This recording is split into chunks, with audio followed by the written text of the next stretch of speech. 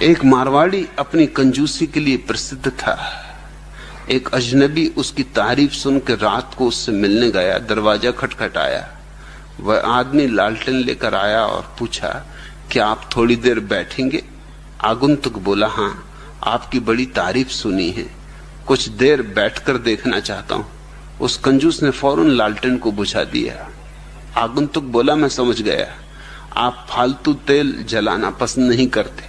वह कंजूस बोला, वह तो ठीक है, परंतु अंधेरे में मैं धोती खोल कर रख देता हूं, इससे धोती का कपड़ा कम घिसता है।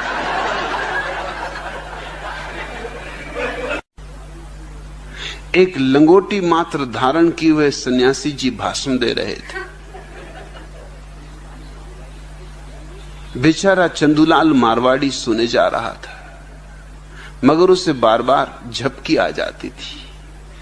बीच में ही भाषण रोककर स्वामी जी ने गुस्से में कहा, चंदूलाल के बच्चे, तुम्हें ब्रह्मचर्चा की बातें समझ आ रही या नहीं?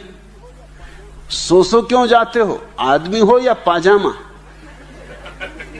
चंदूलाल मारवाड़ी ने चौंक कर आंखें खोली और कहा, आदमी ही होना चाहिए स्वामी जी, यदि पाजामा होता तो आपने कब का मुझे पहन लिया होता।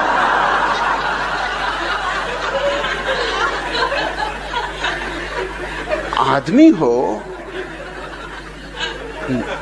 कोई पाजामा थोड़ी हो, इतने क्या घबराने की बात है?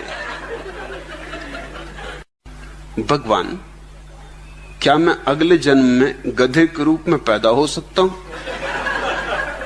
संत महाराज, नहीं भाई, हर जन्म में वही रूप नहीं मिलता।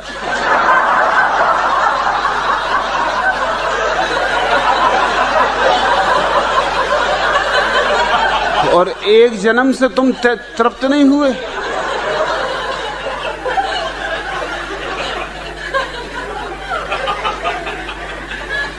तुमको मैंने संत महाराज नाम क्यों दिया है? इसलिए कि भैया बस करो। जब तुम आए थे तो मैंने गौर से देखा, नाम तुम्हारा सोचने लगा तो जो नाम मुझे आया याद वो था अंट संत महाराज, मगर मैंने कहा वो तो जरा जचेगा नहीं। सो मैंने कहा अंट तो काट दो इसमें से, संत रहने दो।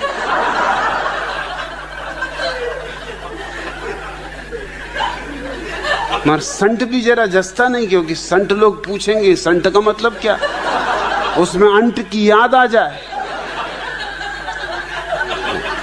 सो मैंने कहा संत कर दो इसको जरा, सो बिल्कुल अंट से छुटकारा हो जाए, इसलिए तुमको संत महाराज नाम दिया। ऐसे ही अंट संत है संत महाराज। अब तुम्हें भी क्या सूझी, अगले जन्म में भी गधे ही होना है। अरे एक जन्म का अनुभव काफी। पहली तो बात, कुछ भी ना हो ऐसी कोशिश करो, और कुछ हो नहीं हो, खच्चर घोड़ा कुछ भी, मगर गधा।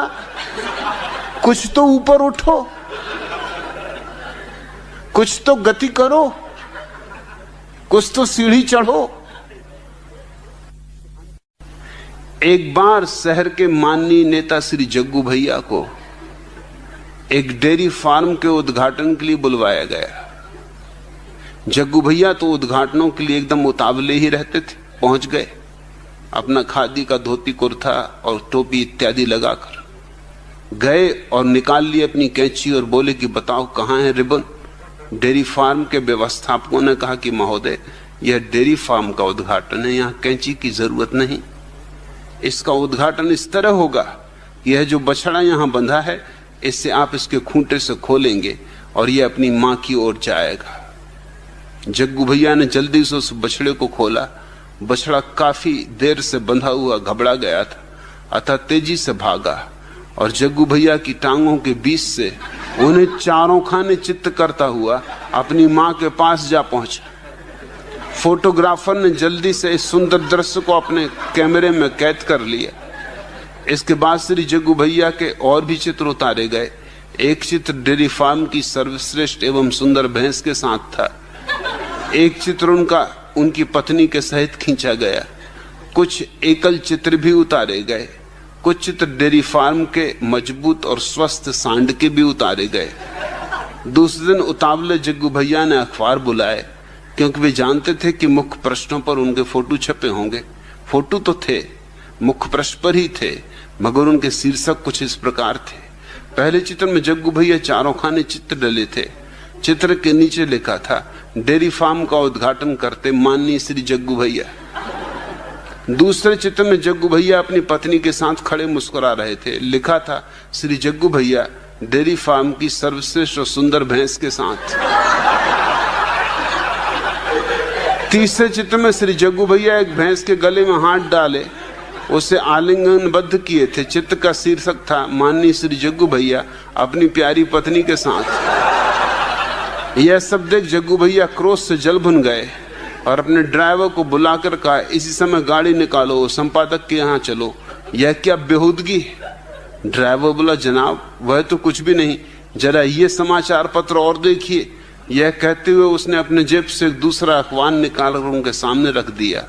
उसके मुख पृष्ठ पर ही जग्गू भैया के चित्र खींचे निपोरे छपे हुए थे। शीर्षक था, हमारे डेयरी फार्म का मशहूर सांड।